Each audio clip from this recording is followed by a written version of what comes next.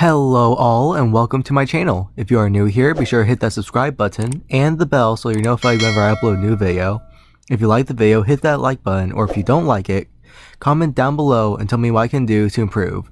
Without any further ado, let's get into the video.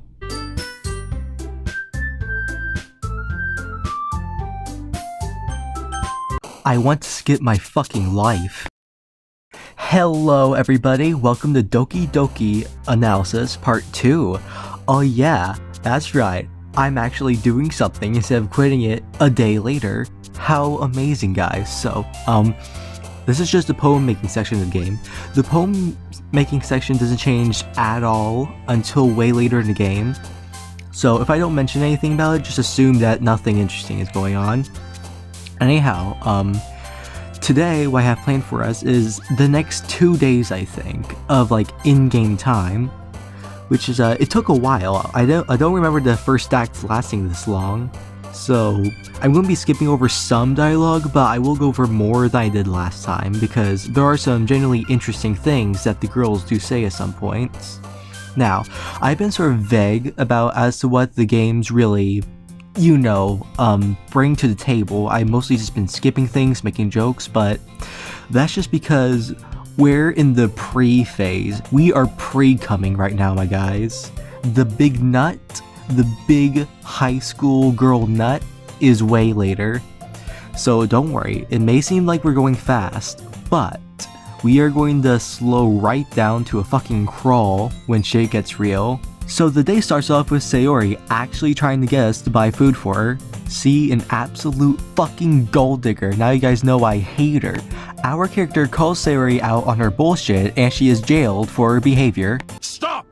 You violated the law. Pay the court a fine or serve your sentence. Your stolen goods are now forfeit. After this happens, Natsuki fucking clocks Sayori in the face of a cookie. Way to go, Natsuki. Unfortunately, the starved harpy eats the ammunition. Afterwards, she goes up behind Natsuki and eats her own cookie. She is truly a wicked bitch. Monika comes rushing in, apparently late. She tells us about a festival that school's holding, where all the clubs will present and try to get more members to join their fold. She tells us and Sayori to go out and get some, you know, crayons, poster papers, basic stuff just to write invitations, spread the news. And because she signaled out us and Sayori, that obviously means we have the Sayori event again. And that fucking sucks because I hate Sayori. Sayori and our character exit the club room and they return to the classroom where we started off the game. Sayori gets clocked in the head again, this time by a pack of crayons. Seriously, I think now we know why she's so fucking stupid. And it's our job to do the bitch work and find her an ice pack. Medic! Unfortunately, this school appears to have 0 nurses, so we have to buy her an apple juice so she can ease the swelling on her head. This isn't part of the video, but I just want you guys to know I have an entire box full of Cheez-Its and I'm starving and I haven't even touched it since I've been recording. Like, this is a really good game. It's really well designed and like, it's honestly one of the scariest games I've ever played, but like, not gonna lie, bro, the first act, even though it's well written, is so fucking boring.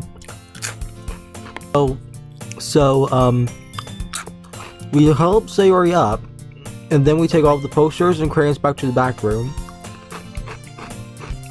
And Monika, she sees the bump on her head, and like, the game doesn't say this outright, but honestly, I think she literally believes we fucking hit her. Which, like, not gonna lie, if it was Sayori, I would, dude. She's like, you don't know what really gonna come out of her. You won't. Poem time, hey. Poem review. Okay, we will start off with Sayori.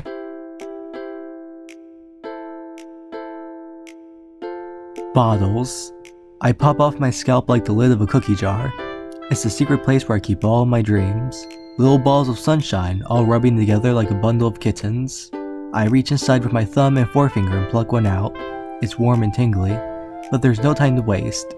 I put it in a bottle to keep it safe, and I put the bottle on the shelf with all the other bottles. Happy thoughts, happy thoughts, happy thoughts and bottles all in a row. My collection makes me lots of friends. Each bottle of Starlight to make amends. Sometimes my friend feels a certain way. Down comes a bottle to save the day. Night after night, more dreams. Friend after friend, more bottles. Deeper and deeper my fingers go, like exploring a dark cave, discovering the secrets hiding in the nooks and crannies. Digging and digging, scraping and scraping. I blow dust off of my bottle caps. I don't feel like time elapsed. My empty shelf could use some more. My friends look through my locked front door. Finally, all done. I open up and in come my friends. In they come, in such a hurry. Do they want my bottles that much? I frantically pull them from the shelf, one after the other, holding them out to each and every friend, each and every bottle.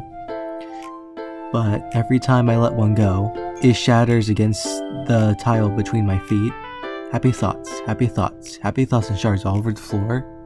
They were supposed to be for my friends who weren't smiling. They're all shouting, pleading, something. Fuck. But all I hear is echo, echo, echo, echo, echo, inside my head. Well, that was a bit morbid for Sayori, but I'm sure it's nothing. Next. Now it's time for Natsuki's poem. Hopefully, it'll be longer than yesterday's. Amy likes spiders. You know what I heard about Amy? Amy likes spiders. Icky, wriggly, hairy, ugly spiders. That's why I'm not friends with her. Amy has a cute singing voice. I heard her singing my favorite love song. Every time she sang the chorus, my heart would pound to the rhythm of the words. But she likes spiders, and that's why I'm not friends with her. One time, I hurt my leg really badly. Amy helped me up and took me to the nurse. I tried not to let her touch me. She likes spiders, so her hands are probably gross. That's why I'm not friends with her. Amy has lots of friends. I always see her talking to people. She probably talks about spiders. What if her friends start to like spiders too? That's why I'm not friends with her. It doesn't matter if she has other hobbies. It doesn't matter if she keeps it private.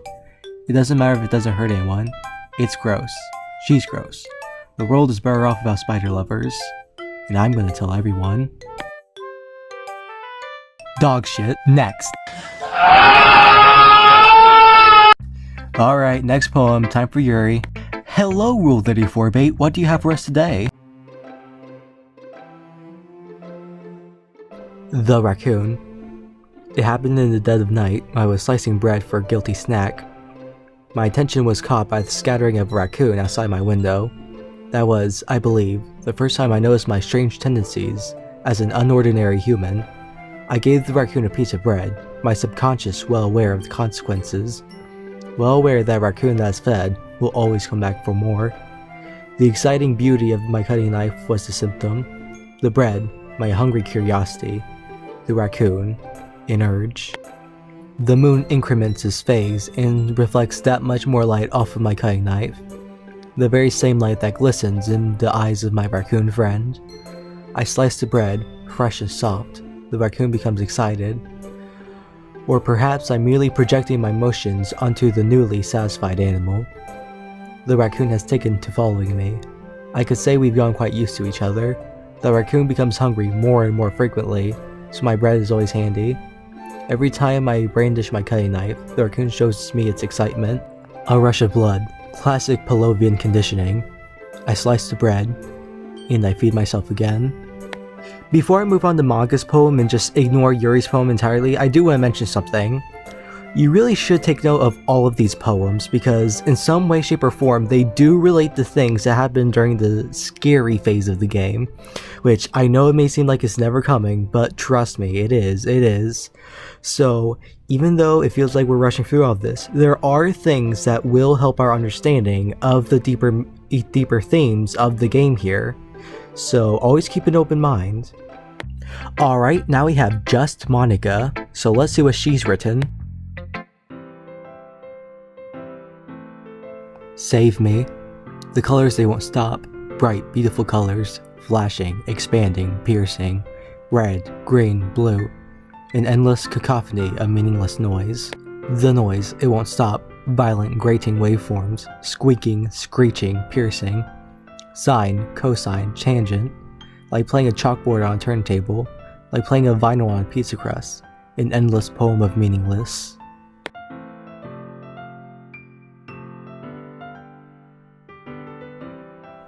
Load me.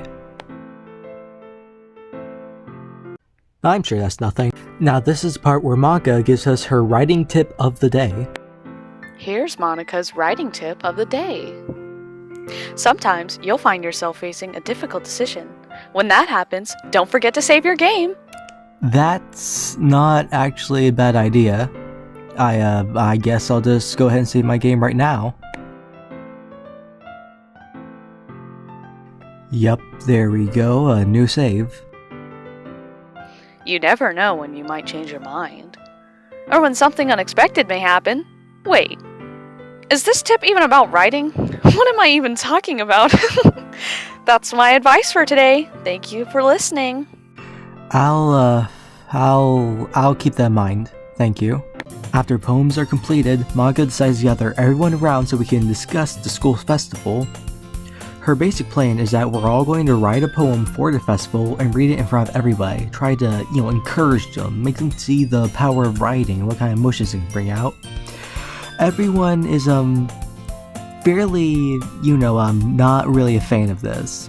They either don't want to read a poem in front of everybody, or they just don't want to do anything at all.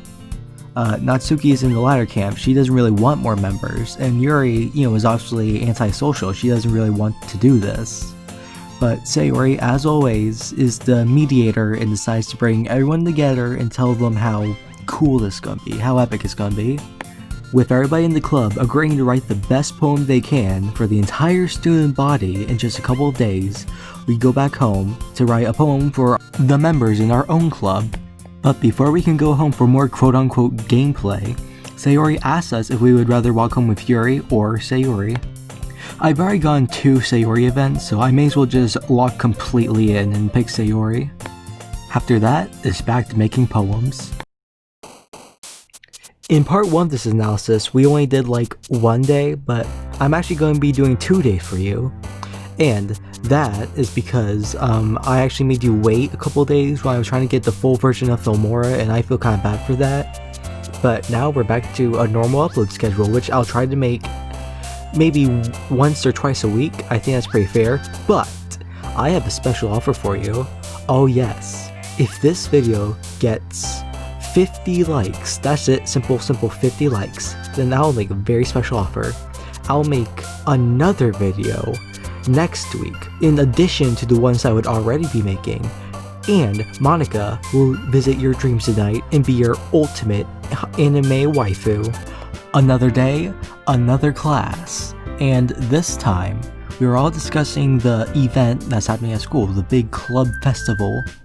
We're just getting everything squared away, we're just about to start preparations.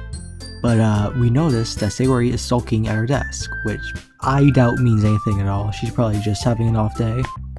Hey, poem time! Hey. Alright, let's get this over with, Sayori. Oh, you, don't have a poem for us. Alrighty, why is that the case? Oh, you're not feeling well? Alright then, if you say so. I guess I'll just go ahead and read the art girl's poems. Well, I'm sure that was nothing to be concerned about. Let's just go ahead and show our poem to Natsuki then. Oh hey, she actually likes it. I must have picked the Natsuki route in my poem making this time. Well, that's good. Natsuki's actually my favorite, and I hate the thought of doing like an all Sayori run. Looks like Natsuki's poem will be the first that we read today. I'll be your beach. Your mind is so full of troubles and fears that diminished your wonder over the years. But today I have a special place, a beach for us to go. A shore reaching beyond your sight, a sea that sparkles with brilliant light. The walls in your mind will melt away, before the sunny glow.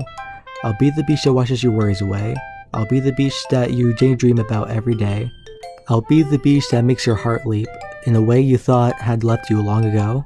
Let's bury your heavy thoughts in a pile of sand, bathe in sunbeams and hold my hand, wash your insecurities in the salty sea, and let me see you shine. Let's leave your memories in a footprint trail, set you free in my windy sail, and remember the reasons you're wonderful when you press your lips to mine. It'll be the beach that washes your worries away. It'll be the beach that you daydream about every day. It'll be the beach that makes your heart leap, in a way you thought had left you long ago. But if you let me by your side, your own beach, your own escape, you'll learn to love yourself again. Natsuki reveals to us that yesterday, she and Yuri had actually agreed to write on a common topic, being the beach of course. So we can expect Yuri's next poem to be about the beach. Speaking of Yuri, she'll be the next one that we visit for her poem. Beach. A marvel millions of years in the making. Where the womb of earth chaotically meets the surface, under a clear blue sky in expositive bliss, but beneath grey rolling clouds, an endless enigma, the easiest world to get lost in, is one where everything can be found. One can only build a sandcastle where the sand is wet, but where the sand is wet, the tide comes. Will it gently lick at your foundations until you give in, or will a sudden wave send you crashing back down into the blink of an eye? Either way, the outcome is the same, yet we still build sandcastles. I stand where foam wraps around my ankles, where my toes squish into the sand. The salty air is therapeutic, the breeze is gentle yet powerful. I sink my toes into the ultimate boundary line, tempted by the foamy tendrils. Turn back, and I abandon my piece to a road at the shore. Drift forward, and I refuse the earth evermore. So, as expected, Yuri and Natsuki made poems about the beach. But, what you may not know, is that both of them trash talk the other after they are done with their poems. Natsuki suspecting Yuri of making fun of hers for not being long enough, and Yuri thinking the exact same except for hers being complex. The thick plottins. Now all we have left is just manga again. So let's see what her poem is all about. The Lady Who Knows Everything. An old tale tells of a lady who wanders the earth. The lady who knows everything.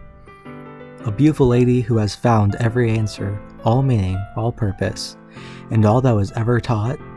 And here I am, a feather, lost adrift in the sky, victim of the currents of the wind. Day after day, I search with little hope, knowing legends don't exist. But when all else has failed me, when all others have turned away, the legend is all that remains, the last dim star glimmering in the twilight sky. Until one day, the wind ceases to blow. I fall, and I fall, and fall, and fall even more, gentle as a feather, a dry quill, expressionless. The hand of a beautiful lady. I look at her eyes and find no end to her gaze. The lady who knows everything, why I'm thinking, but before I can speak, she responds in a hollow voice. I have found every answer, all of which amount to nothing. There is no meaning, there is no purpose, and we seek only the impossible. I am not your legend. Your legend does not exist. And with a breath, she blows me back afloat, and I pick up a gust of wind.